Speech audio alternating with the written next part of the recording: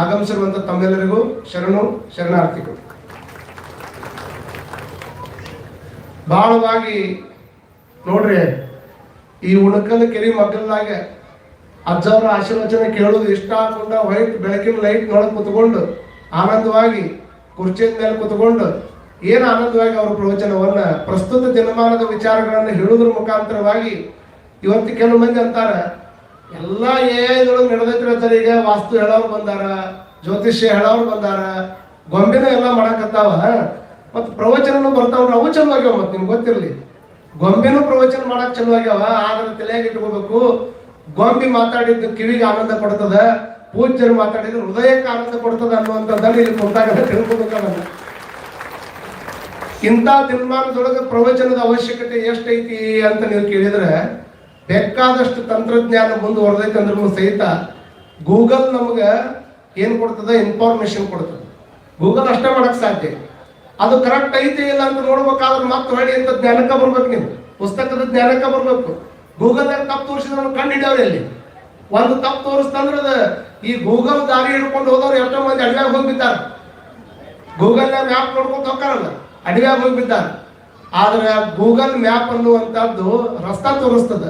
ಆದ್ರೆ ಶರಣ ಬಸವ ಅಜ್ಜವ್ರು ಹೇಳುವಂತ ಪ್ರವಚನ ಏನ್ ತೋರಿಸ್ತದ ಅಂದ್ರೆ, ಕುಂತವ್ರಿಗೆ ಹಂಗ ಕೇಳ್ತೀನಿ ನಾನು, ಇಷ್ಟು ದೊಡ್ಡ ಎಲ್ಲಾ ಮೊಬೈಲ್ ಹಿಡ್ಕೊಂಡು ಅಡ್ಡಾಡ್ತೀವಲ್ಲ, ಅಷ್ಟುರಿಗೂ ಒಂದ ಪ್ರಶ್ನೆ ಕೇಳ್ತೀನಿ ನಾನು ಇಲ್ಲಿ ಕುಂತವ್ರಿಗೆ. ನಿಮ್ಮ ಕೈಯಾಗಿರುವಂತ ಮೊಬೈಲ್ ಮ್ಯಾಪ್ ತೆಗೆದ್ರೆ ಜಗತ್ತಿನ ಯಾವ ಮೂಲೆಗೆ ಹೋದ್ರೂ ಸಹಿತ ಮ್ಯಾಪ್ ನಿಮ್ಮನ್ನು ಕರ್ಕೊಂಡು ಹೋಗ್ತೈತಿ. ಒಂದ್ ಸ್ವಲ್ಪ ರಾತ್ರಿ ಅದ್ರ ಕುತ್ಕೊಂಡು ಸ್ವರ್ಗದ ಮ್ಯಾಪ್ ಹಾಕ್ರಿ, ಅದಕ್ಕೆ ಸ್ವರ್ಗಕ್ಕೆ ಕರ್ಕೊಂಡು ಹೋಗ್ರಿ ಅಂತ ತಿಳ್ಕೊಂಡು ಅದಕ್ಕೆ ಹಾಕ್ರಿ. ಬಹುತೇಕ ನೀವು ಅನ್ಬೋದು ಸ್ವರ್ಗ ಅನ್ನೋದು ಇಲ್ಲ ಸರ್, ಆದ್ರೆ ಅದೇನಿ ಕರ್ಕೊಂಡು ಹೋಗಕ್ ಸಾಧ್ಯ ಐತಿ. ಬಹುತೇಕ ಸ್ವರ್ಗ ಐತೋ ಇಲ್ಲೋ ಬಿಟ್ಟೈತೋ ನನಗೂ ಗೊತ್ತಿಲ್ಲ. ಆದ್ರೆ ಗೂಗಲ್ ಮ್ಯಾಪ್ ಕೇವಲ ಜಗತ್ತಿನ ಮಾರ್ಗವನ್ನು ತೋರಿಸಿದ್ರೆ ಪೂಜ್ಯ ಶರಣ ಬಸವ ಅಜ್ಜವರ ಪ್ರವಚನ ಸ್ವರ್ಗಕ್ಕೆ ದಾರಿ ತೋರಿಸುವಷ್ಟರ ಮಟ್ಟಿಗೆ ಅದ್ಭುತವಾದಂತ ಅನುಭವವನ್ನು ಅವ್ರು ಹೇಳ್ತಾರೆ. ಇದರೊಳಗೆ ದೊಡ್ಡ ಆನಂದ ಇರ್ತದೆ. ಇದು ಸಂಪತ್ತಿನ ಜೀವನದ ಪ್ರವಚನ ಅಲ್ಲ, ಇದು ಸಂತೃಪ್ತಿ ಜೀವನದ ಪ್ರವಚನ. ಸಂಪತ್ತಿನಿಂದ ಬದುಕಿದವರು ನಿಜವಾದ ಸಂಪತ್ತನ್ನು ತೆಗೆದುಕಂತೀರಿ ನೀವು. 8,500 ಕೋಟಿ ರೂಪಾಯಿ ಇರತಕ್ಕಂತ ಕಾನ್ಫಿಡೆಂಟ್ ಗ್ರೂಪ್ನ ಅಧ್ಯಕ್ಷ, ಅವ್ರೇನು ಫೌಂಡರ್ ಇದ್ರಲ್ಲ, ಅವ್ರ ಹೆಸರ ಕಾನ್ಫಿಡೆಂಟ್. ನೋಡ್ರಿ, ವಿಚಾರ ಮಾಡ್ಕೊಡ್ರಿ. ಕಾನ್ಫಿಡೆಂಟ್ ಗ್ರೂಪಿನ ಚೇರ್ಮನ್ ಆಗಿರ್ತಕ್ಕಂಥ ವ್ಯಕ್ತಿ 8,500 ಕೋಟಿ ರೂಪಾಯಿ ಸಂಪತ್ತಿತ್ತು.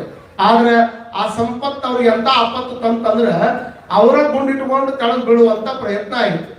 ಮತ್ತ ಯಾವ ಸಂಪತ್ತು ನನಗೆ ಆಪತ್ತು ತರ್ತೈತೆ ಅಂದ್ರೆ ಅದಕ್ಕೆ ಸಂಪತ್ತು ಅನ್ನೋರು ಹೆಂಗ ನೀವು? ಸಂಪತ್ತು ಅಂದ್ರೆ ನನ್ನನ್ನ ಬದುಕಿಸ್ಬೇಕಂತ, ನನ್ನನ್ನ ಕಳಿಸ್ಕೊಡುವಂತ ಸಂಪತ್ತು. ಅದಕ್ಕೆ ಸಂಪತ್ತು ಹೆಂಗಂತಿರ್ಲಿ. ನಿಜವಾದ ಸಂಪತ್ತು ಯಾವುದು ಅಂತಂದ್ರೆ, ನನಗೆ ಯಾವ್ದು ಆಪತ್ತು ತರ್ತೈತಿ ಅದು ಸಂಪತ್ತಲ್ಲ, ನನ್ನನ್ನು ಯಾವ್ದು ಸಂತೃಪ್ತಿಯಿಂದ ಇರ್ತೈತಿ ಅದು ನಿಜವಾದ ಸಂಪತ್ತು ಅನ್ನುವಂಥದ್ದನ್ನ ನಾವೆಲ್ಲರೂ ತಲೆಯಾಗಿಟ್ಕೊಳ್ಬೇಕಾಗ್ತದೆ. ಬಹಳ ಮಂದಿಗೆ ಸಂಪತ್ತು ಅದಾವ. ಸಿದ್ದಪ್ಪಾಜಿ ಇದ್ದಾಗ ಒಂದು ಮಠನ ಕಟ್ಟಲಿಲ್ಲ, ಒಂದು ಗುಡಿನ ಕಟ್ಟಲಿಲ್ಲ. ಅಪ್ಪನ ಭಕ್ತರು ಕೋಟಿ ಕೋಟಿ ಭಕ್ತರಪ್ಪ.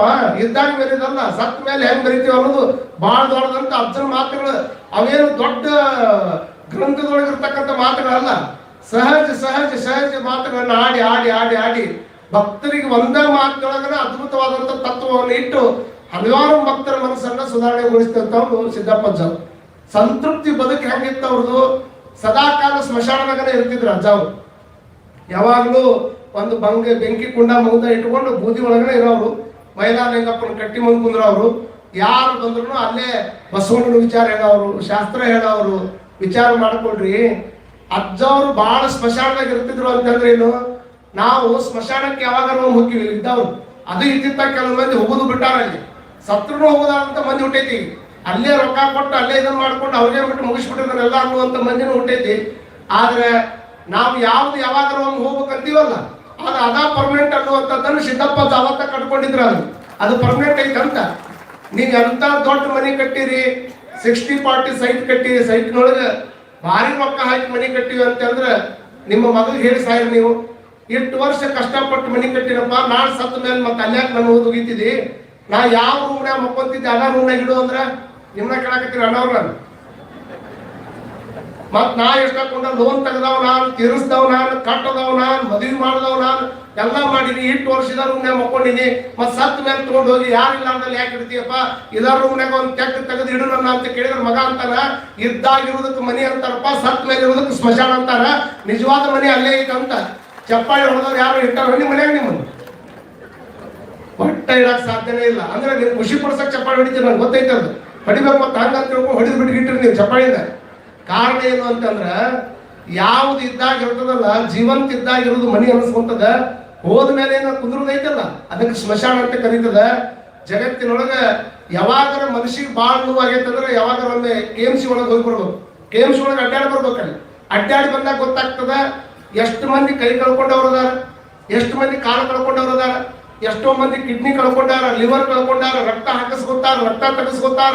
ಇಷ್ಟೆಲ್ಲರ ಮಧ್ಯದೊಳಗೆ ಹಾಸ್ಪಿಟಲ್ನಾಗ ಒಂದು ರೌಂಡ್ ಅಡ್ಡಾಡಿ ಬಂದಾಗ ನಮಗೇನು ಗೊತ್ತಾಗ್ತದ ಅಂದ್ರೆ ಇಷ್ಟೆಲ್ಲರ ಮಧ್ಯದೊಳಗೆ ಆರಾಮ್ ಹೋಗಿ ಶರಣ ಬಸವ ಅಜ್ಜವ್ರು ಹೇಳುವಂತ ಪ್ರವಚನವನ್ನ ಸಿದ್ದಪ್ಪ ಅಜ್ಜನ ಗುಡಿ ಮುಂದೆ ಕುತ್ಕೊಂಡು ಆನಂದವಾಗಿ ಕೇಳುವಂತ ದೊಡ್ಡ ಶರೀರ ಕೊಟ್ಟಾನಂದ್ರೆ ಇದಕ್ಕಿಂತ ದೊಡ್ಡದು ಇನ್ನೇನು ಕೊಡ್ಬೇಕನ್ನುವಂತ ಒಂದು ದೊಡ್ಡ ಶಕ್ತಿ ನಮಗೆ ಗೊತ್ತಾಗ್ತದೆ.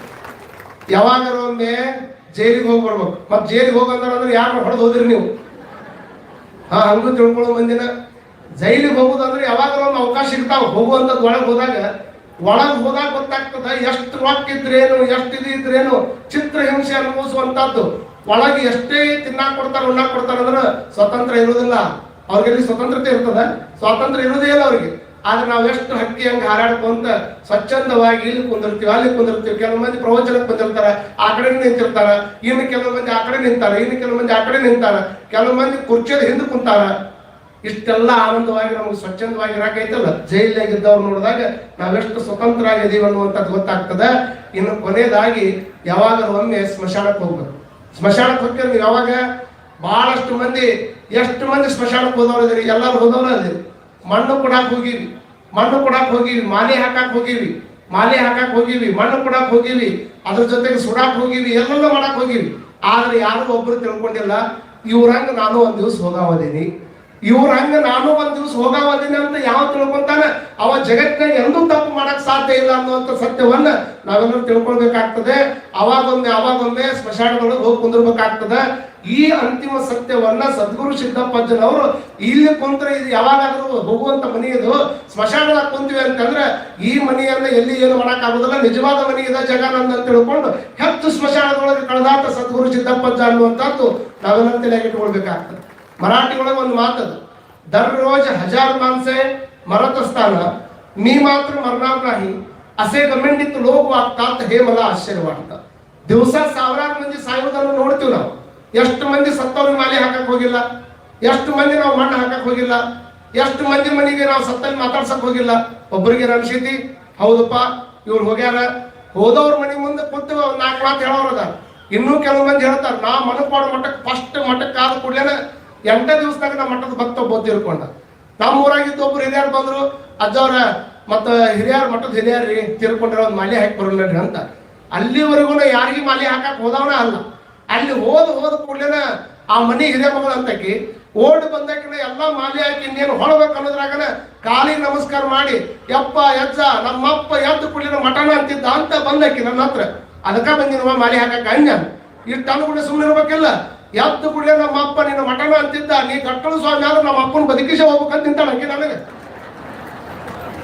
ನಾ ಕರ್ಕೊಂಡು ಬಂದವನು ಹಿಂದೆ ನೋಡ್ತೀನಿ, ಅವ ಇಲ್ಲ ಹಿಂದೆ ಹೋಗ್ಬಿಟ್ಟ. ನಾವು ನಾ 8 ದಿವಸ ಆಗೈತೆ ಮನಪಾಡು ಮಠಕ್ಕೆ ಬಂದು ಇದು ಕರೆ ಮತ್ತೆ ನಾನು ಸುಳ್ಳು ನಗ ಕೇಳಕತ್ತಿಲ್ಲ ನಿಮ್ಗೆ.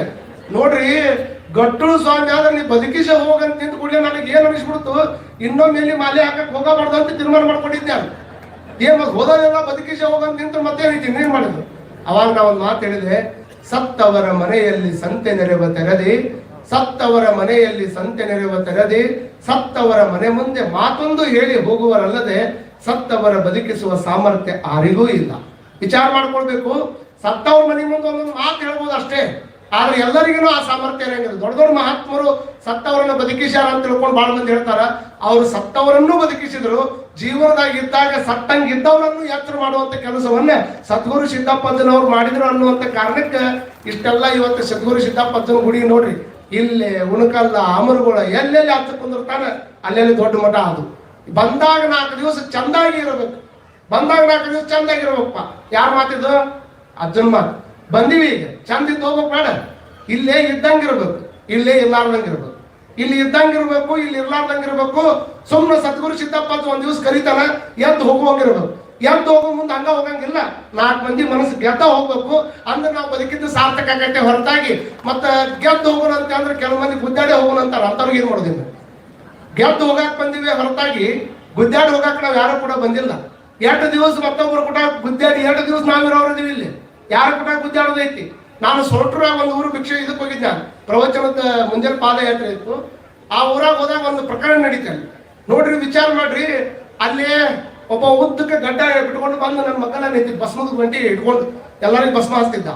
ಅಲ್ಲಿ ಮುಂದೆ ಭಜನೆ ಮಾಡಾಕತ್ತಿದ್ದು. ಸಹಜವಾಗಿ ಕೇಳಿದ್ದೇವೆ, ಯಾಕೋ ದಾಡಿ ಬಿಟ್ಟಿಲ್ಲ ಅಂತ. ದಾಡಿ ಬಿಟ್ಟಿಲ್ಲ ಅಂತ ಕೇಳಿ ನಾವ್ ಏನು ಮಕ್ಕಳು ಅಜ್ಜರ್ ನಾ ಬಿಟ್ಟಿದ್ದು ನಿಮ್ಗೆ ಗೊತ್ತಿಲ್ಲನ್ರಿ ಅಂದವ. ಅವತ್ತ ಬಿಟ್ಟಿಗ ನನಗವ ದಾಡಿ ಬಿಟ್ಟಿಯಲ್ವ ಯಾಕೆ ಅಂತ ಇಷ್ಟ ಕೇಳಿದ್ದೆ. ಏನು ಆರಾಮಿಲ್ಲ ಬಿಟ್ಟಿರ್ತಾರ, ಹಂಗೆ ಏನ್ ಆಗೈತಿಲ್ಲ ಅಂತ ನಾ ಕೇಳಿದ್ರೆ ನಾ ಬಿಟ್ಟಿದ್ದು ನಿಮ್ಗೆ ಗೊತ್ತಿಲ್ಲನ್ರಿ ಅಂದವ. ಮತ್ ನಾ ಅನ್ಕೊಂಡೆ ಇವ್ ಬಿಟ್ಟಿದ್ ನನಗೆ ಗೊತ್ತಾಗ್ಬೇಕದು ಎದ್ರ ಸಂಬಂಧ ಬಿಟ್ಟಿಪ್ಪ ಅಂದ್ರೆ ಅಲ್ಲೇನ್ ನಿಮ್ ಮುಂದೆ ಡಗ್ಗ ಬರಿಯಾಕತ್ತ ನೋಡ್ರಿ ಅವ್ನು ತಲೆ ತೆಗಿಮಟ ಇದನ್ನ ತೆಗಿಬಾರ್ದು ಬಿಟ್ಟಿನ್ರಿ ಅಂದವ.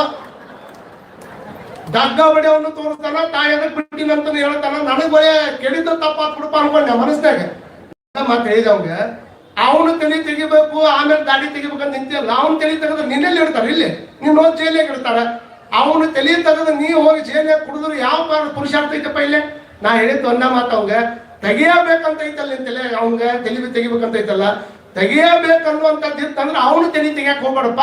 ನಿನ್ನ ತಲೆಯಾಗಿಂದ ಅವನು ತೆಗೆದಿಟ್ಟು ಬಿಟ್ರೆ ಅಂದ್ರೆ ನೀನು ಚಂದ ಬದುಕ್ತಿದ್ದಿ, ಅವನು ಚಂದ ಬದುಕ್ತಾನ ಅನ್ನುವಂತ ಮಾತನ್ನು ಹೇಳಿದಾಗ ಇದಕ್ಕೆ ಚಪ್ಪಾಳಿ ಹೊಡೆದವ್ರು ಎಲ್ಲರೂ ಸಮ್ಮತ ಇದ್ದೀರಿ? ಎಲ್ಲರೂ ಇದ್ರಿ ಲೈವ್ ಊನೋ ನೋಡ್ರಿ ಆನೋ ನೋಡ್ರಿ ಅಲ್ಲಿ ಉಣ್ಕಲ್ದವ್ರು ಅದಿರಿ ಇಲ್ಲಿ ನೀವು ಎಲ್ಲರೂ ಇಲ್ಲಿ ಅದೀವಿ ಅಂತ ಒಂದು ಕೈ ಎತ್ತ ನೋಡೋಣ ಎಲ್ಲರೂ. ಒಂದು ಜೋರ್ ಚಪ್ಪಾಳಿ ಹೊಡೆದ್ರೆ ನಮ್ಗೆ ಗೊತ್ತಾಕೈತಿ. ಇದು ಈಗಲ್ಲ ಹೇಳಿದಾಗ ಯಾವಾಗ ಬೇಕಾದ್ರೆ ಹೊಡಿದಲ್ಲ. ಅದು ವಿಚಾರ ಮಾಡ್ಕೊಳ್ರಿ. ಜೀವನ ಅಂದ್ರೆ ಮತ್ತೊಬ್ಬರು ಕೂಟ ಮಕ ಕಟ್ಟಿಕೊಂಡು ಮತ್ತೊಬ್ಬರ ಕೂಟಾಗ ದ್ವೇಷ ಮಾಡ್ಕೊಂಡು ಇರುವಷ್ಟು ಮಟ್ಟಿಗೆ ಜೀವನ ಏನು ದೊಡ್ಡದೈತೆ. ಎಷ್ಟು ವಯಸ್ಸು ಮನುಷ್ಯಗೆ ಎಷ್ಟು ಆಯುಷ್ಯ ಅಣ್ಣಗಳ ಇವ್ರು ಯಾರಿಗೆ ಹೇಳಕ್ಕ ಆಗೋದೇ ಇಲ್ಲ. ಕರೋನಾ ಬರೋಕ್ಕಿಂತ ಮುಂಚೆ ಕೇಳ್ತಿದ್ರು 100 ಅಂತೇಳಿ.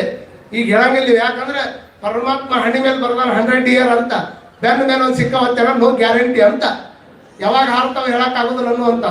ಆದ್ರೆ ಸಾವು ಅನ್ನುವಂಥದ್ದು ಬರೋ ಮಟ್ಟ ಬದುಕು ಅನ್ನೋದು ಐತಲ್ಲ, ಇದು ಅಂತೂ ಸತ್ಯ.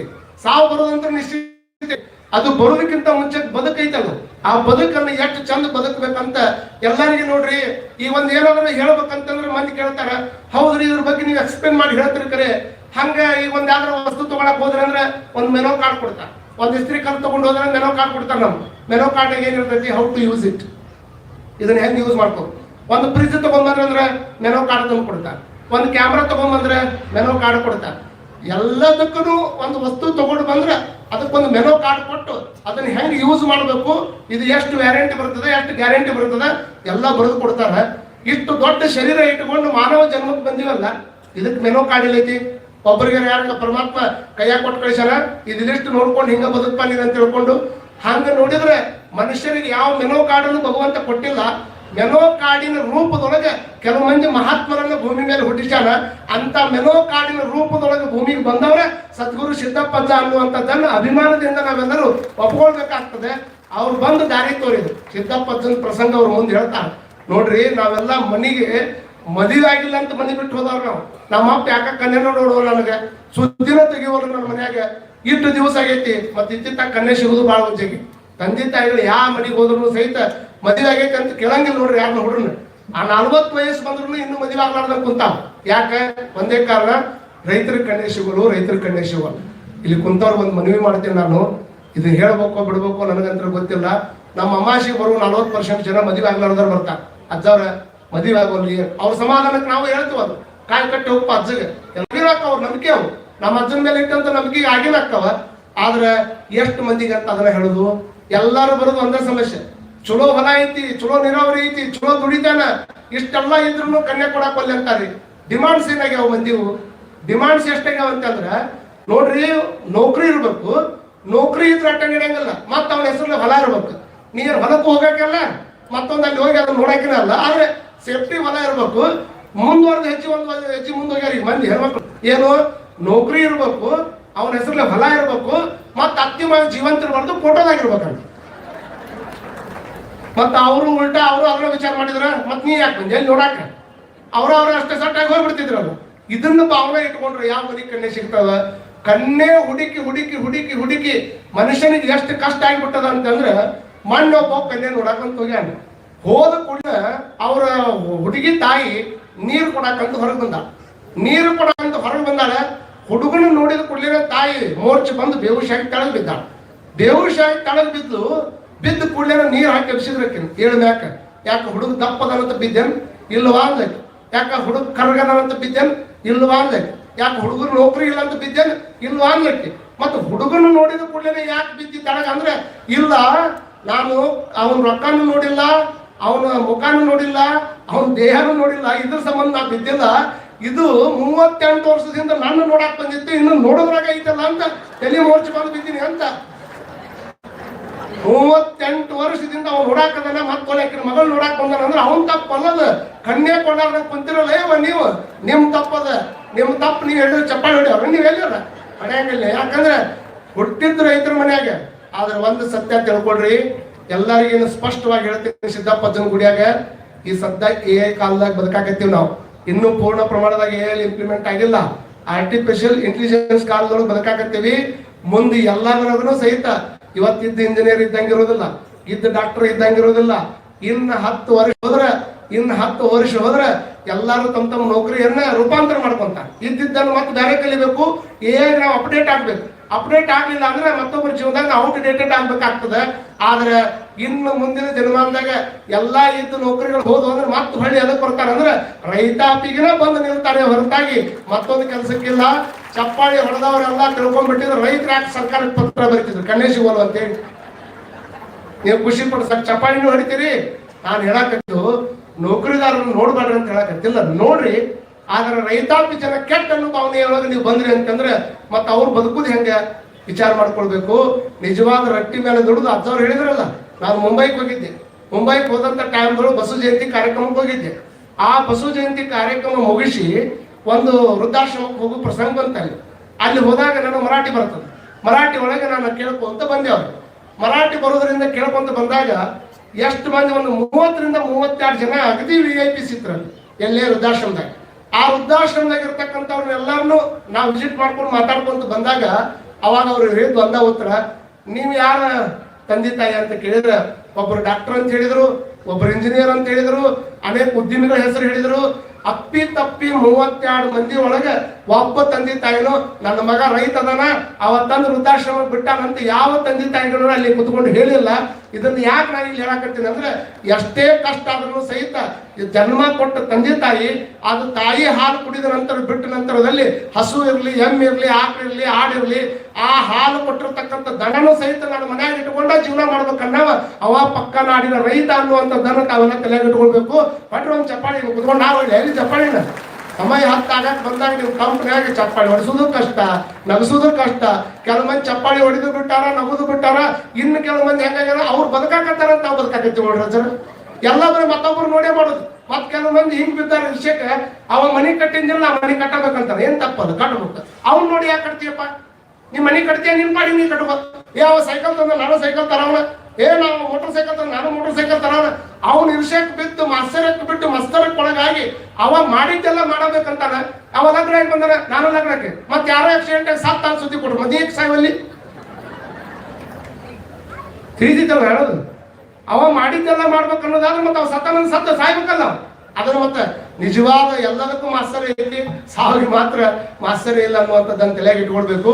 ಆ ಹಿನ್ನೆಲೆಯಲ್ಲಿ ಸದ್ಗುರು ಸಿದ್ದಪ್ಪಜ್ಜ ಮದುವೆ ಆಕಾರ ಅಂತ ತಿಳ್ಕೊಂಡು ಮನೆ ಬಿಟ್ಟು ಹೋಗೋದವ್ರು ಬಹಳ ಮಂದಿ ನಾವು ನೋಡ್ತೀವಿ.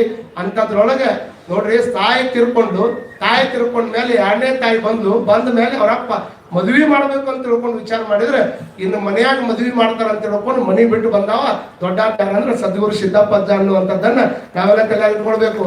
ಹಂಗ ಸದ್ಗುರು ಸಿದ್ಧಾರೂಢರು ಗಜದಂಡ ಶಿವಯೋಗಿಗಳನ್ನು ಹುಡುಕುವಂತ ಹೋದ್ರಲ್ಲ, ಗಜದಂಡ ಶಿವಯೋಗಿಗಳನ್ನು ಹುಡುಕುವಂತ ಹೋಗಿರುವಂತದ್ದನ್ನು ನಾವು ಕಾಣ್ತೀವಿ. ಹಾಗೆ ಸಿದ್ದಪ್ಪಜ್ಜನು ಸಹಿತ ಅಲ್ಲಿ ಆಂಧ್ರ ಪ್ರದೇಶದೊಳಗಿರ್ತಕ್ಕಂಥ ಭಾಗದಾಗಿಂದ ಹಿಡ್ಕೊಂಡು ಅಲ್ಲಿಂದ ಯೋಗ್ಯ ಗುರು ಆಗಿರ್ತಕ್ಕಂಥ ಅಬ್ಬಿಗಿರಿ ಫಕೀರಪ್ಪನವ್ರು ಹುಡ್ಕೊಂಡ್ ಬರ್ಬೇಕಾದ್ರೆ ಬಂದ್ರವ್ರು.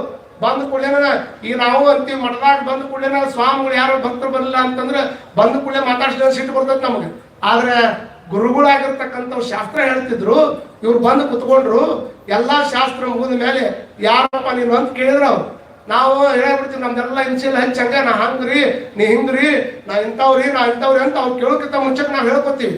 ಸಿದ್ದಪ್ಪಜ್ಜ ಅಂದ್ರ ಗುರುವಿನ ಹತ್ರ ನಾ ಯಾರಂತ ತಿಳ್ಕೊಳಕ ನಿನ್ನ ಹತ್ರ ಬಂದಿನಪ್ಪ ಅಂದ್ರ ಅವ್ರು ಯಾರ ಹತ್ರ? ಫಕೀರಪ್ಪನವ್ರ ಹತ್ರ. ನಾ ಯಾರನ್ನುವಂಥದ್ದು ಗೊತ್ತಾಗಲಾರ್ದಕ್ಕ ನಿನ್ನ ಹತ್ರ ಬಂದೀನಿ, ಅದು ಯಾರನ್ನುವಂಥದ್ದು ಗೊತ್ತು ಮಾಡಿಸೋ ತಂದೆ ಅಂದಾಗ ಇಟ್ಟು ಮಂದಿ ಅದ ಸುಳಪ ನಿನ್ನ ಕರೆ ಶಿಷ್ಯ ಅಂತ ತಿಳ್ಕೊಂಡು ಅವನು ಪ್ರೀತಿಯಿಂದ ಸಾಕಿಸಲದವರು ಅಬ್ಬಿಗಿರಿ ಫಕೀರಪ್ಪನವ್ರು ಅನ್ನುವಂಥದ್ದನ್ನು ತಲೆಯಾಗಿ ಇಟ್ಕೊಳ್ಬೇಕಾಗ್ತದ. ಸಿದ್ದಪ್ಪಜ್ಜ ಒಂದು ಸೇವಾ ಏನು, ಹೂ ಹರ್ಕೊಂಡ್ಬರೋದು. ಹೂ ಹರಿಯಾಕ ಹೋದ್ರೆ ಸಿದ್ದಪ್ಪಜ್ಜ ನಾವು ಬರೀತಾರ, ಹೂ ಹರಿಯಾಕ ಹೋದ್ರೆ ನೀವು ಹೂ ಹರಿತೀರಲ್ಲ ಇವ ಹೂನರನ್ರಿ ಹಾನರನ್ರಿ ಅವು ಮಾತಾಡ್ಬೇಕು. ಏನಾಗ್ತದೆ? ಏನ್ ಹೇಳಿದ್ರಿ ಸ್ವಾಮಿಗಳು? ಮನಪಾಡದ ಬಂದಿದ್ರು, ಚಲೋ ಹೇಳಿದ್ರಿ. ಏನ್ ಹೇಳಿದ್ರಿ? ಭಾರಿ ಚಂದ ಹೇಳಿದ್ರಿ. ಏನ್ ಹೇಳಿದ್ರಿ? ಭಾರಿ ಚಲೋ ಹೇಳಿದ್ರಿ. ಏನ್ ಹೇಳಿದ್ರಿ?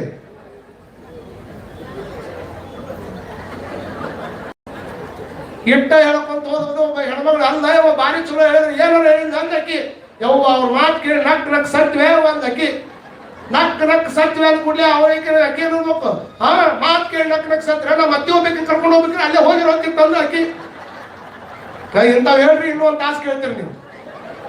ಎಷ್ಟು ಚಲೋ ನೋಡ್ರಿ ನಿಮ್ಮ ಹೂ ಏರ್ಸೋದು. ಯಾಕಂದ್ರೆ ನೀವು ಏರ್ಸೋ ರೀತಿನೇ ಬೇರೆ, ನೀವು ಹರಿ ರೀತಿನೇ ಬೇರೆ.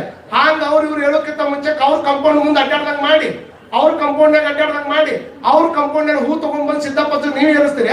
ಎದ್ದ ಮೇಲೆ ನಿಮ್ಗೆ ಏರಿಸ್ತಾರ ಹೂವ. ಎಷ್ಟು ಮಂದಿ ನಕ್ಕಿರಿ ನೀವೆಲ್ಲ ಹರ್ಕೊಂಡ್ಬಂದು ಏರಿಸ್ತವ್ರ. ಅದ್ರ ಹೆಂಗೆ ಬರ್ತದೆ ಅದು? ಕತ್ತು ಹೂಗಳನ್ನು ತೆಗೆದುಕೊಂಡು ಬಂದು ಪೂಜೆ ಇಟ್ರೆ ಅದ್ರ ಫಲ ಯಾರಿಗೆ ಹೋಗೋದೈತಿ? ಅರಳಿರುವಂತ ಹೂವನ್ನ ಬಾಡಿರುವಂತ ಮನುಷ್ಯರಿಂದ ಇಟ್ರೆ ಏನೂ ಪ್ರಯೋಜನ ಇಲ್ಲ.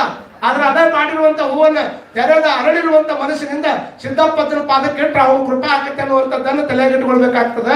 ಸಿದ್ದಪ್ಪಜ್ಜ ಹೂ ಹರಿಯಾಕ ಹೋಗ್ಬೇಕಾದ್ರೆ ಮಖಕ್ಕೆ ಬಟ್ಟಿ ಕಟ್ಕೊಳ್ಳೋರು. ಮಖಕ್ಕೆ ಯಾಕೆ ಬಟ್ಟಿ ಕಟ್ಕೊಳ್ಳೋರು ಅಂದ್ರೆ ಎಲ್ಲಾ ಇದ್ದು ಹೂಗಳನ್ನ ಹರ್ಕೊಂಡು ಬರ್ತಿದ್ದಿಲ್ಲ ಅವ್ರು, ಬಿದ್ದು ಹೂಗಳನ್ನ ಎತ್ಕೊಂಡು ಬರೋರು. ಬಿದ್ದು ಹೂಗಳನ್ನ ಎತ್ಕೊಂಡ್ ಬರ್ಬೇಕಾದ್ರೆ ಅದ್ರ ಸುವಾಸನೆ ಮಖಕ್ಕೆ ಹೋಯ್ತು ಅಂದ್ರೆ ಪರಮಾತ್ಮಗೆ ಯಂತ್ರ ಮಾಡ್ದಂಗ ಆಕತ್ತೆ ಅಂತ ತಿಳ್ಕೊಂಡು ಬಟ್ಟಿ ಮೂಗಿ ಕಟ್ಕೊಂಡು ಹೋಗಿ ಆ ಹೂಗಳ ಬಿದ್ದಿದ್ದು ಅಂತ ತಗೊಂಡ್ಬಂದು ಎತ್ಕೊಂಡ್ ಬಂದು ಪೂಜೆ ಕೊಡ್ತಿದ್ರು. ಅಂದ್ರೆ ಅವರಲ್ಲಿ ಎಷ್ಟು ಅದ್ಭುತವಾಗಿರ್ತಕ್ಕಂಥದ್ದು ಜ್ಞಾನ ಇತ್ತು ಅನ್ನುವಂಥದ್ದನ್ನು ತಿಳ್ಕೊಬೇಕು. ಇಷ್ಟೆಲ್ಲ ಇದ್ರು ಸಹಿತ ಚಲೋ ಬಟ್ಟೆ ಹಾಕೊಳ್ಳಿಲ್ಲ. ಇದ್ದು ಒಂದು ಲೋಕಮುಟ್ಟಿ ಮೇಲೆ ಕೊಪ್ಪಿನದ ಮೇಲೆ ಇದ್ದು ಲಂಗೋಟಿ ಕೊಪ್ಪಿನದ ಮೇಲೆ ಒಂದು ಚಿಲುಮೆಯನ್ನು ಮುಂದಿಟ್ಕೊಂಡು ಅದು ಕುಂಡ ಮುಂದಿಟ್ಕೊಂಡು ಎಲ್ಲಾ ಭಕ್ತರಿಗೆ ಮೈಲಾರಲಿಂಗಪ್ಪನ ಕಟ್ಟಿ ಮೇಲೆ ಕುತ್ಕೊಂಡು ಅದ್ಭುತ ಜ್ಞಾನ ಹೇಳಿ ಅಪ್ಪನ ಭಕ್ತ ಕೋಟದರಪ್ಪ ಒಬ್ಬೊಬ್ಬ ಕೋಟಿ ಕೊಡೋನು. ಮತ್ತ ಆಚೆ ಹೋದ ಮೇಲೆ ಅಪ್ಪಗೆ ಒಂಟಿ ಮೇಲೆ ಆನೆ ಮೇಲೆ ರೊಕ್ಕ ತಂದು ಕೊಡೋರಂತ ಏನ್ ಹೇಳೋಗ್ಯಾರ. ಇವತ್ತಿಗೂ ನಾವು ಅವತ್ತು ಹೇಳಿದ ಮಾತು ಇವತ್ತು ನಡೀತಾವಂತಂದ್ರೆ ಅವು ನಿಜವಾದ ಮಾತುಗಳನ್ನ ಆಡ್ಯಾರ ಅನ್ನುವಂಥ ಕಾರಣಕ್ಕೆ ಇವತ್ತಿಗೂ ನಮ್ಮ ಕಣ್ಣು ಮುಂದೆ ನಡೀತದೆ ಅನ್ನುವಂಥ ಮಾತನ್ನ ಈ ಸಂದರ್ಭದೊಳಗೆ ಹೇಳ್ತಾ ಅವ್ರು ಹೇಳ್ದಂಗ ಕೊನೆ ಮಾತು, ಬಂದಾಗ 4 ದಿವಸ ಚಂದಾಗಿ ಎಲ್ಲರಿಗೂ ಬೇಕಾಗ ಆಗೋದಿಲ್ಲ. ಆಗ ನಾ ಗಾಡಿ ಹಿಡಿದ್ಬಿಡ್ಲಿ ಶಾಣಬಸವಜ್ಜ ಅವ್ರು ಹೇಳಕತ್ತಿದ್ರು. ಏನು ಇವತ್ತಿನ ದಿನದಾಗ ನಮ್ಮ ದೇಶಕ್ಕೂ ಹೊರದೇಶಕ್ಕೂ ಎಷ್ಟು ವ್ಯತ್ಯಾಸ ಐತಂದ್ರೆ ಜಗತ್ತಿನೊಳಗಿರುವಂತ ಒಂದಿಷ್ಟು ರಾಷ್ಟ್ರಗಳು ಗಾಳಿ ಒಳಗೆ ಬಾಂಬುಗಳನ್ನ ಹಾಕಿ ರಕ್ತದ ಓಕಳಿ ಆಡಕತ್ತಾರ. ಎಷ್ಟು ಕೆಟ್ಟ ಅನಿಸ್ತೈತಿ. ಟಿವಿ ತೆಗೆದು ನೋಡ್ರಿ ನೀವು, ಅಲ್ಲಿ ಬಾಂಬ್ ಬಿತ್ತು, ಇಲ್ಲಿ ಸಾಮೂಹಿಕವಾಗಿ ಹುಡುಗರು ಸತ್ರು ನೋಡ್ರಿ. ಅಜ್ಜ ಹಾಕತ್ತಿದ್ರು ಅಲ್ಲಿ ಇಳಿದ್ಬಿಡ್ಲಿ ಅದ ಪಾಯಿಂಟ್ ಚಲೋ ಮಾಡಿದ್ರು ಅವರು. ಸಾಲಿ ಬೇರೆದವ್ರು ಏನಾರು ಮಾಡುವಲ್ರಿ, ಸಾಲಿ ಹುಡುಗರು ಏನ್ ಮಾಡ್ಯಾವ, ಸಣ್ಣ 8 ವರ್ಷದ ಹುಡುಗರು ಸ್ಟಾಪ್ ಕರೋ ಬಂದ್ ಕರೋ ಅಂತ ವಿನಂತಿ ಮಾಡ್ಕೊಳ್ಳುವಂತ ವಿಡಿಯೋ ಕೇಳ್ತೀವಿ ಅಂತಂದ್ರೆ ಜಗತ್ತಿನೊಳಗೆ ಮನುಷ್ಯ ಏನ್ ಪ್ರಗತಿ ಅಂದ್ರೆ ಇದನ್ನ ಪ್ರಗತಿ ಹೊಂದ್ಯಾನ. ಒಂದಿಲ್ಲ ಒಂದ್ ದಿವಸ ಅವ್ರ ನಮ್ಮ ಮೇಲೆ ಹಾಕೋದು, ನಾವು ಅವ್ರ ಮೇಲೆ ಹಾಕೋದು, ಜಗತ್ತನ್ನ ನಾಶ ಮಾಡಿ ಎಲ್ಲಾ ಜೀವ ಜಂತುಗಳನ್ನು ಕೊಲ್ಲಿ ಮತ್ತೊಮ್ಮೆ ಹೊಸ ಸೃಷ್ಟಿ ಆಗೋದೇ ಇದು. ನಮ್ಮ ಕಡೆನೂ ನ್ಯೂಕ್ಲಿಯರ್ ಬಾಂಬ್ ಅದಾವ, ಅವ್ರ ಕಡೆನೂ ನ್ಯೂಕ್ಲಿಯರ್ ಬಾಂಬ್ ಅದಾವ. ಎಲ್ಲರೂ ಅದನ್ನ ಹಿಡ್ಕೊಂಡು ಹೇಳ್ತಾರ, ನಾನಂದ್ರೆ ನಿನ್ಗೆ ಹಾಕ್ತೀನಿ, ನೀ ಅಂದ್ರೆ ಮತ್ತೆ ಆ ಕಡೆ ಒಬ್ಬ ಹಾಕಿದ ಈ ಕಡೆ ಸುಮ್ಮನೆ ಕುಂತಿರ್ತಾನೆ, ಇವನು ಹಾಕೇ ಬಿಡ್ತಾನ. ನೋಡ್ರಿ ಒಂದೊಂದು ಜಗ ಸಲುವಾಗಿ ಇವತ್ತು ಇರಾನ್, ಇರಾಕ್ ಮತ್ತು ಇಸ್ರೇಲ್ ನಡೆದಿರುವಂತದ್ದು ಅದಕ್ಕೆ ಎದ್ರ ಸಂಬಂಧ ಎಷ್ಟು ವರ್ಷದಿಂದ ಆಯ್ತು. ಒಂದು ಪುಟ್ಟ ದೇವಸ್ಥಾನದ ಸಲುವಾಗಿ ಇಷ್ಟಪಟ್ಟ ದೊಡ್ಡ ಸಮರವನ್ನ ಸಾರುವಷ್ಟರ ಮಟ್ಟಿಗೆ ನಾವೆಲ್ಲ ನೋಡ್ತೀವಿ ಅಂತಂದ್ರೆ ಪ್ರಪಂಚದಾಗಿರ್ತಕ್ಕಂಥ 195 ರಾಷ್ಟ್ರದೊಳಗೆ 2 ದೇಶಗಳು, ವೆಟಿಕನ್ ಸಿಟಿ ಒಂದು, ಇನ್ನೊಂದು ಇದು ಮೆಕ್ಕಾ ಮದನ ಏನೈತಲ್ರಿ ಅದಕ್ಕೆ ಯಾವ ಇದಂತ ನೋಡ್ರಿ, ಅದು ಶಿವಲಿಂಗ ಟೈಪ್ ಇದೈತಲ್ ಮಕ್ಕಾ. ಇವು 2 ದೇಶ ವಿಶ್ವಸಂಸ್ಥೆ ಒಳಪಟ್ಟಿಲ್ಲ, ಇವು ಸದಸ್ಯತ್ವವನ್ನು ಪಡ್ಕೊಂಡಿಲ್ಲ. ಕಾರಣ ಇದನ್ನೆಲ್ಲ ಹೇಳುವಂತ ಉದ್ದೇಶ ಇವತ್ತೆಂತ ಮಾರಣ ಹೋಮ ನಡೆದಂತ ಟೈಮದೊಳಗೆ ಇವತ್ತು ನಾವು ಸದ್ಗುರು ಸಿದ್ದಪ್ಪಜ್ಜನ ಜಾಗದಾಗ ಕುತ್ಕೊಂಡು ಶರಣಬಸವಜ್ಜ ಅವ್ರು ಹೇಳುವಂತ ಮಾತುಗಳನ್ನ 10 ಗಂಟೆ ಆದ್ರೂ ಕುತ್ಕೊಂಡು ಆನಂದವಾಗಿ ಕೇಳುವಷ್ಟು ಮಟ್ಟಿಗೆ ನನ್ನ ದೇಶ ಆನಂದವಾಗಿ ಐತಂದ್ರೆ ಇದಕ್ಕಿಂತ ದೊಡ್ಡದು ಇನ್ನೇನು ಬೇಕು ಅನ್ನುವಂಥದ್ದನ್ನು ಆನಂದವಾಗಿ ತಿಳ್ಕೊಳ್ಬೇಕಾಗ್ತದೆ. ಹೊರದೇಶಕ್ಕೂ ನಮ್ಮ ದೇಶಕ್ಕಿರುವಂತ ಒಂದು ದೊಡ್ಡ ವ್ಯತ್ಯಾಸ ಅಂತಂದ್ರೆ ಇಲ್ಲಿರ್ತಕ್ಕಂಥ ಆಧ್ಯಾತ್ಮಿಕ ಸಂಪತ್ತ, ಇಲ್ಲಿರ್ತಕ್ಕಂಥ ಬಹುತೇಕ ಭಾರತೀಯರು ಇಲ್ಲಿವರೆಗೂ ಯಾರು ಜಗಕ್ಕೂ ಸಹಿತ 1 ಇಂಚು ಜಗಕ್ಕೆ ಹೋರಾಟ ಮಾಡಿರುವಂತ ಉದಾಹರಣೆಗಳೆಲ್ಲ ಇಲ್ಲ. ಎಲ್ಲರೂ ಬಂದು ನಮ್ಮ ಮೇಲೆ ಆಕ್ರಮಣ ಮಾಡ್ಯಾರ ಹೊರತಾಗಿ ನಾವು ಯಾರ ಮೇಲೂ ಆಕ್ರಮಣ ಮಾಡುವಂತ ಉದಾಹರಣೆಗಳಿಲ್ಲ. ಹಾಗಾಗಿ ಇಲ್ಲಿ ಸಮೃದ್ಧಿ, ಸಂತೃಪ್ತಿ ಇದೆಲ್ಲ ಬರ್ಬೇಕಾಗಿತ್ತು ಅಂದ್ರೆ ಇಂಥ ಮಹಾತ್ಮರು ಹೇಳಿಕೊಟ್ಟ ಆಧ್ಯಾತ್ಮದ ಮಾತುಗಳಿಂದ ಇಷ್ಟೆಲ್ಲ ಅನುಭವಕ್ಕೆ ಬಂದೈತೆ ಅನ್ನುವಂಥದ್ದನ್ನ ಈ ಸಂದರ್ಭದೊಳಗೆ ಹೇಳ್ತಾ ನಕ್ಕೊಂತ ಇರ್ರಿ, ಸಿದ್ದಪ್ಪ ಜನ ಧ್ಯಾನ ಮಾಡ್ರಿ, ಎಷ್ಟು ಸಾಧ್ಯ ಐತೆ ಅಷ್ಟು ಒಳ್ಳೇದನ್ನ ಮಾಡುವಂತ ಪ್ರಯತ್ನ ಮಾಡ್ರಿ. ನಿಮ್ಮ ಜೀವನದಲ್ಲಿ ಬಹಳ ದೊಡ್ಡದ ಮಾಡ್ಬೇಕಂತ ಏನಿಲ್ಲ, ಬಹಳ ದೊಡ್ಡದ ಮಾಡ್ಬೇಕಂತ ಏನಿಲ್ಲ. ಸ್ವಲ್ಪ ಸ್ವಲ್ಪ ಸಹಾಯ ಮಾಡಿದವರು ಜಗತ್ತಿನಾಗ ಎಷ್ಟು ದೊಡ್ಡವರಾಗ. ಇಲ್ಲೇ ನೋಡ್ರಿ ತಮಿಳ್ನಾಡಿನೊಳಗೆ ಸುಂದರ್ ಪಾಲನ್ ಅನ್ನುವಂತ ಒಬ್ಬ ವ್ಯಕ್ತಿ, ಒಬ್ಬ ಲೈಬ್ರರಿಯನ್ ಆಗಿರ್ತಕ್ಕಂಥ ವ್ಯಕ್ತಿ ತನಗೆ ಬರುವಂತ ಎಲ್ಲಾ ಪಗಾರವನ್ನು ಬಡ ಮಕ್ಕಳಿಗೆ ಕೊಡ್ತಿದ್ದ. ಬಡ ಮಕ್ಕಳು ಕೊಡ್ತಾರಂತ ಒಳ್ಳೆ ರಿಟೈರ್ಮೆಂಟ್ ಆಗಿ 10 ಲಕ್ಷ ರೂಪಾಯಿ ಫಂಡ್ ಬಂತವ್ರು ರಿಟೈರ್ಡ್ ಆದ್ಮೇಲೆ. ಅದನ್ನ ಯಾರಿಗೆ ಕೊಡ್ತಾರಂತ ನೋಡಿದ್ರು, ಅದನ್ನು ಸಹಿತ ಬಡ ಮಕ್ಕಳಿಗೆ ಕೊಟ್ರು. ಮುಂದೆ ಹಳ್ಳಿ ಇವ್ರು ಕೇಳಿದ್ರೆ ಯಾರೋ ಅಲ್ಲ, ಬಡ ಮಕ್ಕಳಿಗಾಗಿ ಇಷ್ಟ ಕೊಡಾಕತ್ತೀರಿ, ಇದ್ದು ಪಗಾರನೂ ಬಡ ಮಕ್ಕಳಿಗೆ ಕೊಟ್ರಿ, ಬಂದು ರಿಟೈರ್ಮೆಂಟ್ ರೊಕ್ಕನೂ ಬಡ ಮಕ್ಕಳಿಗೆ ಕೊಟ್ರಿ, ನಿಮ್ ಜೀವನಕ್ಕ ಹಿಂಗಂದಾಗ ಅವ್ರು ಒಂದು ಒಳ್ಳೆ ಮಾತು ಹೇಳಿ, ದೇಹ ಭಗವಂತ ಚಲೋ ಕೊಟ್ಟನಪ್ಪ, ಕೊಟ್ಟ ದೇಹವನ್ನು ಹೆಂಗ್ ಉಪಯೋಗ ಮಾಡ್ಕೋತೀನಿ ಅಂದ್ರೆ ಪಾರ್ಟ್ ಟೈಮ್ ಕೆಲಸ ಮಾಡ್ತೀನಿ, ನಾನು ದೇಹಕ್ಕೆ ಬಳಸ್ಕೊತೀನಿ, ಫುಲ್ ಟೈಮ್ ಮಾಡುವಂತ ರೊಕ್ಕವನ್ನು ಬಡ ಮಕ್ಕಳಿಗೆ ಹಾಕಿ ಕೊಡ್ತೀನಿ ಅನ್ನುವಂಥದ್ದನ್ನ ಹೇಳ್ತಕ್ಕಂಥ ವ್ಯಕ್ತಿಗಳಿಗೆ ಅಮೆರಿಕದ ಒಂದು ದೊಡ್ಡ ಸಂಸ್ಥೆ ಮಿಲಿಯನ್ ಆಫ್ ಮ್ಯಾನ್ ಅನ್ನುವಂಥದ್ದೊಂದು ದೊಡ್ಡ ಅವಾರ್ಡ್ ಕೊಡ್ತಾರೆ. ಆ ಅವಾರ್ಡ್ ಕೊಡೋದಕ್ಕೆ ಇವ್ನು ಹುಡ್ಕೊಂಡು ಬಂದ್ರು. ಅವ್ರು ಹುಡುಕೊಂಡು ಬಂದು ಮಿಲಿಯನ್ ಆಫ್ ಮ್ಯಾನ್ ಅಂತ ತಿಳ್ಕೊಂಡು 10 ಲಕ್ಷದೊಳಗೆ ಒಬ್ಬ ವ್ಯಕ್ತಿ ಅಂತ ಸಿಗ್ತಾವೆ ಅಂತ ತಿಳ್ಕೊಂಡು ಅವಾರ್ಡ್ ಕೊಟ್ಟ 30 ಕೋಟಿ ರೂಪಾಯಿ ರೊಕ್ಕ ಕೊಟ್ರು ಅವ್ರಿಗೆ. ಮಂದಿ ಸುಮ್ಮನೆ ಇರ್ತದಂತ ಮಾಡ್ರಿ ನೀವು, ಪಗಾರದಾಗ ಮಂದಿ ಕೊಟ್ಟಾನ, ಮತ್ತ 10 ಲಕ್ಷ ರೂಪಾಯಿ ಕೊಟ್ಟಾನ, 30 ಕೋಟಿ ಬಂದೈತಿ, ಈಗೇನ್ ಮಾಡ್ತಾರೆ ಇವ್ರೇನ್ ಕೊಡಬೇಕೆ ಅಲ್ಲ, ಬರೀ ಕೊಡೋರು ನೋಡ್ಬೇಕೆ ಅಟ್ಟ. ನಮ್ಮ ಮಂದಿ ಕೊಡೋರು ಇದ್ರಂದ್ರೆ ಇಟ್ಟು ಮಂದಿ ವೇದಿಕೆ ಮೇಲೆ ಕರೆಸ್ತಾರ, 1 ಲಕ್ಷ ಕೊಟ್ಟಾರ ಅಂತ ಹೇಳ್ತಾರ, 50,000 ಕೊಟ್ಟಾರ ಅಂತ ಹೇಳ್ತಾರ. ನಮಗ್ 1,50,000 ರೂಪಾಯಿ ಕೊಡಕ್ ಆಗಂಗಿಲ್ರಿ. ಅವ್ರು ನೋಡಿ ನಾವು 5,000 ರೂಪಾಯಿ ಕೊಡ್ಬೇಕಂತ ವಿಚಾರ ಮಾಡ್ಬೇಕಲ್ಲ. ಕೊಟ್ಟವ್ರು ಶಾಲೆ ಬಂದು ಚಪ್ಪಾಳಿ ಮನಿ ಹೊಡೆದು ಹೋದ್ರ ಗುಡಿ ಹಂಗಾಕೈತಿನ ಇವ ಅಯ್ಯವ್ವ, ನೀವೇನೇ ಕರ್ಕೊಂಡ್ಬಂದು ನಮ್ಗೆ ಬೇಗ ಹಚ್ಚಿರ ಅಂದ್ರೆ ಮತ್ತೆ ನೀವು ಮತ್ತೆ ಇದನ್ನ ನಾವ್ ಹೇಳಿಲ್ಲ ಮತ್ತೆ ಯಾರು ಹೇಳೋದಾರ ನಿಮಗೆ. ನಮಗ್ ಕೊಟ್ಟಿರ್ತಕ್ಕಂಥದ್ದು ಪರಮ ಒಂದ್ ಸ್ವಲ್ಪ ಕೊಡ್ಬೇಕಲ್ಲ ಪರಮಾತ್ಮ. ಕುಂತವ್ರೆಲ್ಲರೂ ತಲೆಯಾಗಿ ಇಟ್ಕೊಂಡು ಎಲ್ಲೆಲ್ಲ ಕಟ್ತಾರ, ಮತ್ತೆ ಎಲ್ಲೆಲ್ಲ ಕೊಡ್ತಾರ ಆಚಾರ ಶರಣ ಸಾಚಾರ. ಆದ್ರೆ ಇಂಥ ಧರ್ಮಕ್ಕೆ ಕೆಲಸಕ್ಕೆ ಬಂದ್ರೆ 100 ಅಟ್ಟ ಅವ್ರಿಬ್ಬರನ್ನ ನಾವು ಹೊಳ ಸನ್ಮಾನ ಮಾಡಿ ಪಾಪ ಕೊಟ್ರು ಅಂತ ಹೇಳೋದು ಅದಕ್ಕೆ, ನೀವು ಕೊಟ್ರಿ ಅಂತ ಹೇಳಕ್ಕ ಕೊಟ್ರ ಅಂತ ಹೇಳೋದು ಅದನ್ನ. ಮತ್ತೆ ಹಂಗ ಕೂತ್ಕೊಂಡು ಚಪ್ಪಾಳಿ ಹೊಡ್ಯಕ್ಕೆ ಯಾರಂತ ಬಂದ್ರಿ ನೀವು ಬಂದಾಗ ನಮ್ದು ಇಷ್ಟಿಲ್ಲಪ್ಪ ತಗೊಂಡೊಂದು 5,000 ಐತೆ, 500 ಐತಿ, 2,000 ಹಿಂಗೆ ಎಲ್ಲಾರು ಕೂಡಿ ಕೊಟ್ಟಾಗ ಸಿದ್ದಪ್ಪ ಇಷ್ಟ ಹಾಕೊಂಡಾಗ ಕೊಟ್ಟಾಗ ನೀವು ಹೋಗ್ರಿ, ಇಲ್ಲೇ ಹಾಸ್ಪಿಟಲ್ ಹೋಗ್ರಿ, ಕೃತಕವಾಗಿ ವೆಂಟಿಲೇಟರ್ ಹಚ್ಕೊಂಡ್ರಿ ಎಷ್ಟು ಅಂತಾರೆ ಒಂದು ತಾಸಿಗೆ ಎಷ್ಟೈತ್ರಿ ನೋಡ್ರಿ. 1 ತಾಸಿಗೆ ಕೃತಕವಾದಂತ ವೆಂಟಿಲೇಟರ್ ಹಚ್ಚಿದ್ರ 10,000 ರೂಪಾಯಿ ಐತಿ. ಇಟ್ಟು ರಾತ್ರಿ ಒಳಗಲ್ಲ ಎಂದ್ ಜಗತ್ತು ಹುಟ್ಟೈತೆ ಅಂದಲಿಂದ ಪ್ರಪಂಚದಾಗಿರುವಂತ 820 ಕೋಟಿ ಜನರಿಗೂ ಒಂದ ಗಾಳಿಯನ್ನ ಪರಮಾತ್ಮ ಕೊಡಾಕತ್ತಾನಂದ್ರೆ ಅವ ಕೊಟ್ಟ ಗಾಳಿಗೆ ರೊಕ್ಕ ಕೇಳಿದ್ರಿ ಇಲ್ಲಿಂದ ಕೊಡೋರಿದ್ರಿ, ಕೊಡ್ತಿದ್ರನ್ನ ಹೊಡಿಬೇಡ್ರಿ, ಚಪ್ಪಾಳಿ ಹೊಡಿಬೇಡ್ರಿ. ಮತ್ತೆ ನಿಮ್ ಸಂಬಂಧನೇ ಇಲ್ಲಿದೆ, ಯಾಕೆ ಚಪ್ಪಾಳಿ ಹೊಡಿತೀರಿ? ಪಾಪ ನಾ ಹೇಳುವಂತದ್ದು ಉದ್ದೇಶ ಏನು ಅಂತಂದ್ರ ಭಗವಂತ ಕೊಟ್ಟಿದ್ದ ಲೆಕ್ಕ ಹಾಕಿದ್ರೆ ಅವ್ನು ಕೊಡೋದು ಬಾಳ ಆಕೈತಿ. ಇಷ್ಟು ನನಗಾಗಿ ಕೊಟ್ಟಿಯಪ್ಪ, ಒಂದು ಭೂಮಿ ಬಿಟ್ಟು 15 ಕೋಟಿ ಕಿಲೋಮೀಟರ್ ಸೂರ್ಯ ಅದ.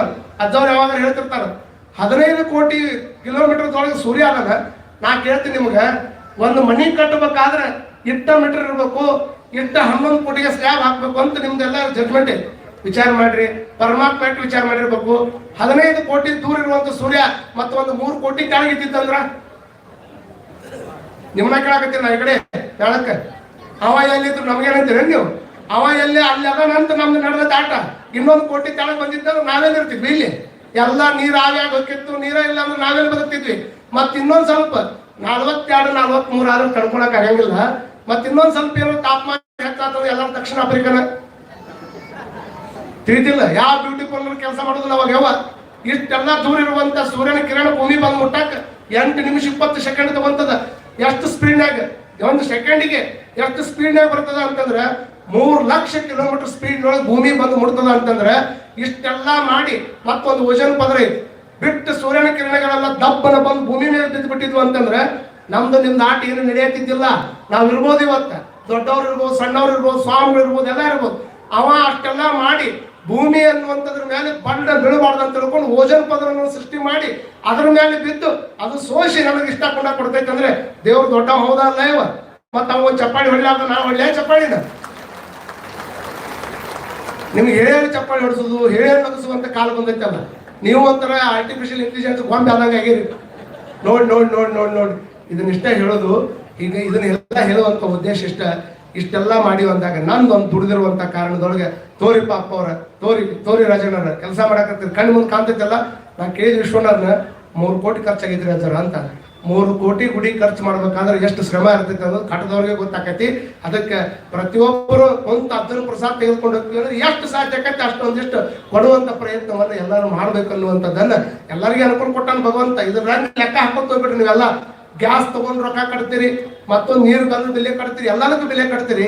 ಪರಮಾತ್ಮ ಕೊಡ್ಬೇಕಾದ್ರೆ ಚೌಕಾಶಿ ಮಾಡ್ತೀರಿ, ಅದು ಆಗ್ಬಾರ್ದು ಅನ್ನುವಂಥದ್ದನ್ನು ಹೇಳ್ತಾ ನಿಮ್ಮೆಲ್ಲರಿಗೂ ಒಳ್ಳೇದಾಗ್ಲಿ. ಸದ್ಗುರು ಸಿದ್ದಪ್ಪಜ್ಜನ ಆಶೀರ್ವಾದ ನಿರಂತರವಾಗಿರ್ಲಿ.